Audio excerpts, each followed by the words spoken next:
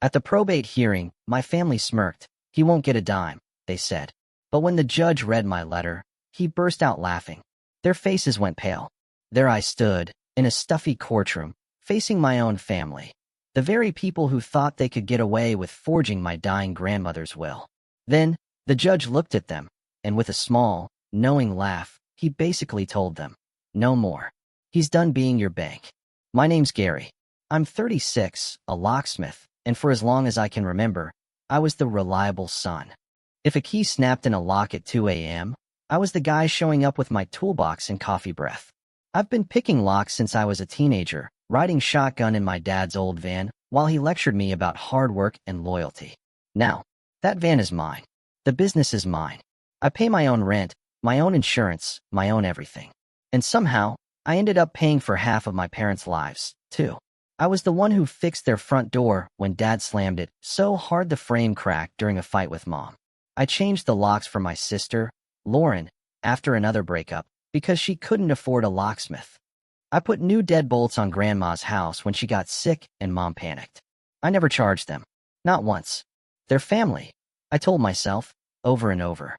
The first crack in that facade appeared last year, at Sunday dinner. Just the four of us, at the same old table where I'd done homework as a kid. Roast chicken, potatoes, the usual.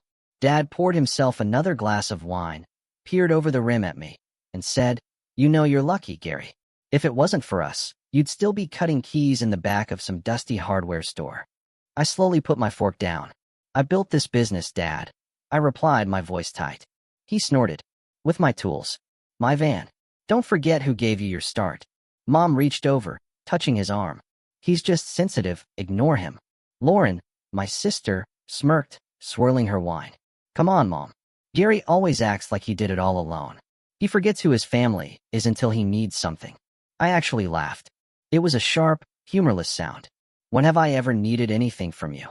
She just blinked, genuinely unable to think of a single example. "Well, you will," she snapped. "When Dad's gone, when the house is ours, when Grandma's money comes through, you'll be glad we took care of everything." A weird silence fell over the table. Dad gave Lauren a look that said, "You've said too much." Mom quickly cleared her throat and changed the subject.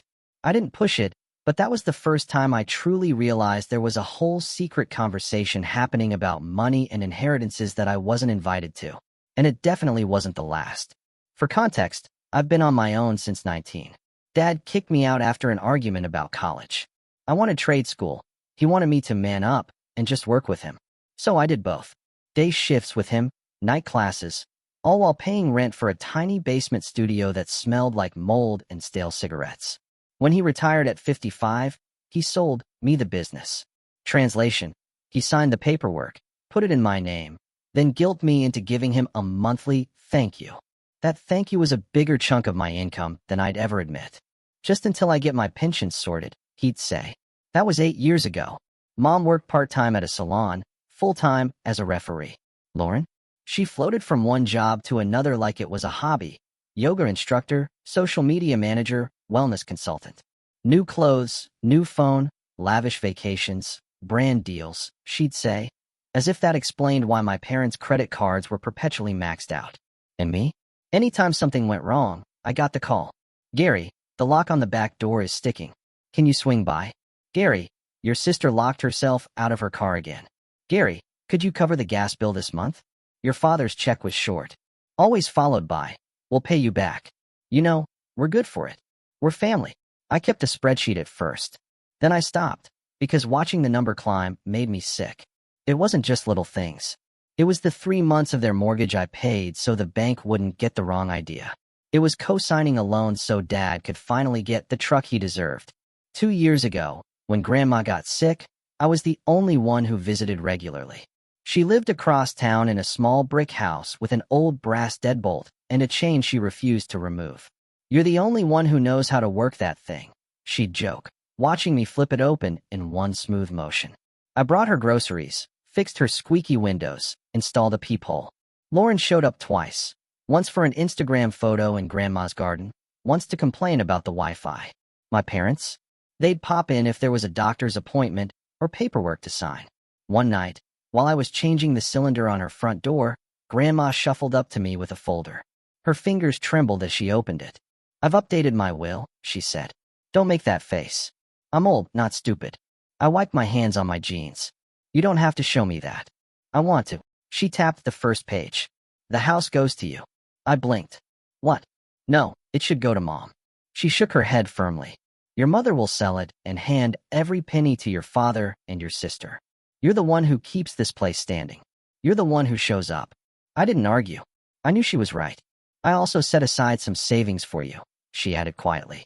For your business. A new van, new tools. Something that's yours, not theirs. A strange mix of gratitude and a cold dread washed over me. Mom and Dad are going to lose their minds, I muttered. Grandma smiled, small and tired. Then maybe they should have visited more. She passed 6 months later. The funeral was awkward. Mom cried loudly, clutching Lauren. Dad did the stoic thing. I carried Grandma's photo, led people to their seats, made sure the caterer got paid. Afterwards, in the parking lot, Dad clapped me on the shoulder. Don't worry about the boring legal stuff, he said. Your mother and I will handle the estate. You just focus on the business. I heard the emphasis on we. I also remembered Grandma's folder. Grandma already talked to me about it, I said. She wanted me to have the house. Dad's hand tightened on my shoulder. She was confused at the end. She said a lot of things. Mom nodded too quickly. Honey, you know she wasn't herself. I pulled out my phone and opened the email from Grandma's lawyer, the one she'd CC'd me on months before she died. She was clear, I said. This is from her attorney. I'm on the copy. Lauren rolled her eyes. Oh my God, Gary, you're really going to argue over a house? You make good money. Just let Mom and Dad have some security. I've been paying their security for years, I said before I could stop myself. Dad's face hardened. Careful, he said softly. You don't want to sound ungrateful. A week later, I found out there was a probate hearing. I wasn't invited to the first meeting. Mom forgot to tell me the date. I only found out from a voicemail the lawyer left on my business phone, asking why I hadn't signed some preliminary documents they'd sent through the family. When I called Mom, she sounded offended. Well, we just assumed you were too busy to deal with paperwork, she said. We were going to figure out the best plan for everyone and then loop you in. I knew what best plan for everyone in my family always meant. The best plan for Lauren and Dad. I drove over that night. There were fresh locks on Grandma's front door. Not the ones I installed. Cheap, shiny hardware store junk. My keys no longer worked. Neighbors told me Dad had changed them the day before to keep vandals out. Standing on that porch, holding dead keys in my hand, it hit me like a ton of bricks. They weren't locking out vandals. They were locking out me. The next morning, I stopped being the good son. I took a day off work, something I never do, and went straight to the lawyer whose name was on Grandma's email. He remembered me instantly. Glad you came in, he said, shuffling through files. I was wondering why your parents were trying so hard to simplify the estate. He slid a folder across the desk. It was Grandma's original will. My name on the house. My name on a savings account. Clear as day. Then he pulled out another document. This, he said, is what your parents asked me to file instead. It was a revised version, supposedly written just weeks before Grandma died. Everything was now split 3 ways. Mom, Dad, and Lauren. My name only showed up for sentimental items. The signature at the bottom looked wrong. Too shaky. The wrong flourish on the G. I'd watched Grandma sign birthday cards my whole life. She'd never made her G like that. Did you witness her sign this? I asked. The lawyer grimaced. No. Your father brought it in already signed and notarized by a friend of his. I refused to file it without speaking with you first. That's why I left those voicemails. I laughed. It was a short, disbelieving sound. Of course. Dad had a friend who'd notarize anything for a favor. Can you prove it's fake? I asked. He shrugged. Handwriting experts, medical records about her state of mind on that date, the fact you have older emails. It's not nothing. He paused. But I'll be honest. Probate court hates drama. They like clean stories. United families. We both knew mine wasn't that. I went home and sat at my kitchen table with a legal pad, my phone, and 10 years of simmering resentment. I went through every bank statement where I'd covered their mortgage. Every transfer labeled Mom Rent or Dad Truck. Every message where they promised to pay me back or said things like, you know, the house will be yours one day anyway. So what's the difference? By midnight, I had a small stack of printed screenshots and a pounding headache. I wrote a letter. Not an emotional rant. Just dates, amounts, promises. The fact that Grandma had emailed both me and her lawyer. The fact that my parents tried to file a last-minute change without involving me. At the end, I wrote one sentence that felt like closing a door. If the court chooses to honor the forged document, I formally withdraw from all informal financial support of my parents and sister. I will not be funding their lifestyle based on an inheritance that was supposed to help me recover the costs I've already carried. I emailed a copy to the lawyer. He called me the next day. "This is thorough," he said. "Are you sure you want to go this route? It'll make things messy." "They already made it messy," I replied. "I'm just not cleaning it up for them anymore." He sighed. "All right, I'll submit it to the court as your statement." 2 weeks later, we all ended up in the same wood-paneled courtroom. Dad stood with his hand on Lauren's shoulder like he was presenting her for a prize. Mom sat ramrod straight next to them, pearls on, face pinched. I was alone on the other side, in my work pants and a button-down that still smelled faintly like WD-40, no matter how many times I washed it. Dad glanced back at me and smirked. "You'll never touch that money again," he muttered under his breath. Lauren added, without even turning around, "That's right." Mom didn't even look at me. She just said, quiet but clear, "He doesn't deserve a cent." My jaw clenched. I didn't answer. The judge walked in. Everyone rose. He flipped through the files, asked a few standard questions, and then paused. He picked up a stapled set of pages, squinted. His mouth twitched. "This must be the letter," he said. Mom frowned. "What letter?" The judge didn't answer her. He opened it, scanned it quickly, and then, no exaggeration, he laughed. An actual, quick bark of laughter in the middle of that heavy, dead quiet room. He shook his head and said, almost to himself, "Oh, this is good." My parents finally looked nervous. "Your Honor," Dad said, "what's going on?" The judge leaned back. "Mr. and Mrs. Collins," he said slowly, "your son has just provided a very detailed financial history of the last decade, including evidence that the deceased explicitly intended to compensate him for those costs through this property and savings account." Lauren shot me a look like I'd just stabbed her. Mom's face went white. The judge continued, voice calm but firm.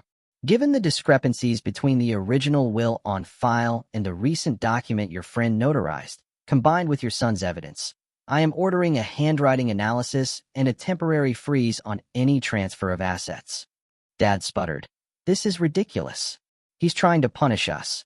The judge raised an eyebrow. "From where I'm standing, Mr. Collins, it looks like he's simply trying to stop being your bank." For the first time in my life, someone in authority said out loud what I'd been feeling for years. And my family looked terrified. Everything after that moved fast and slow at the same time. Fast because the legal stuff exploded. Slow because my emotions didn't keep up. A few days after the hearing, Dad called me. I let it go to voicemail. His voice came through, tight, controlled. "Gary, you need to retract that letter. You've embarrassed us. This is a family matter, not a court spectacle. Call me back and we'll sort this out like adults." Like adults. The same man who forged his mother-in-law's will wanted to sort this out, like adults. I didn't call back. Instead, I called my bank. I removed my parents as emergency contacts. I closed the joint credit card I'd stupidly opened with Mom, just for emergencies. I canceled the auto transfer I'd been sending to Dad every month for his retirement. The first month that payment didn't arrive, he texted, "Where's the money? Don't be petty. We raised you." I replied with a screenshot of my letter's last paragraph. He didn't respond. Lauren was more dramatic. She blew up my phone with messages. "I can't believe you'd do this to Mom. Grandma loved all of us. You're twisting everything. After everything we've done for you." I typed and deleted 5 different replies before finally sending one sentence. "Change your own locks from now on." She read it and didn't answer. Work became my safe place. It's funny. I spent years opening doors for other people. Now, every time I fit a new cylinder or rekeyed an office, it felt like a quiet reminder that I could close some, too. My regulars noticed I was quieter, more focused. One old customer, Mr. Patel, watched me replace his storefront deadbolt and said, "You look tired, Gary." "Family." I laughed. "Is it that obvious?" He shrugged. "Family is always obvious. You fix locks, but people always try to sneak in where they're not invited." 2 months after the hearing, The handwriting expert filed his report. The revised will was declared invalid. The date didn't match Grandma's medical records. She'd been in the hospital, heavily medicated, the day they claimed she'd signed it. The signature had inconsistencies. The notarization was creative. The judge restored the original will. The house was mine. The savings account, too. Mom called, sobbing. "How could you do this to us?" she cried. "We were counting on that house for our retirement. Your father already told everyone we'd be moving there." I sat on my couch, phone on speaker, staring at the blank TV screen. "Grandma told me that house was for me," I said. "She told you to. You just didn't like it. That's not the point." Mom snapped, the tears disappearing like a switch. "We're your parents. You're supposed to take care of us." "I have," I said quietly. "For 10 years. With my money, my time, my business. This," I gestured around, even though she couldn't see, "was supposed to help me get out from under that. You tried to take it, too." A long pause. "You're being dramatic," she said finally. "We never asked you for anything." I actually laughed. "I have the bank statements, Mom. And the texts." The judge saw them. "Why are you keeping score?" she demanded. "That's not what family does." "That's exactly what family does," I replied, "when the other side pretends the scoreboard doesn't exist." She hung up on me. For a while, there was radio silence. No Sunday dinners. No "can you swing by and look at the lock?" No frantic calls about Lauren's latest breakup.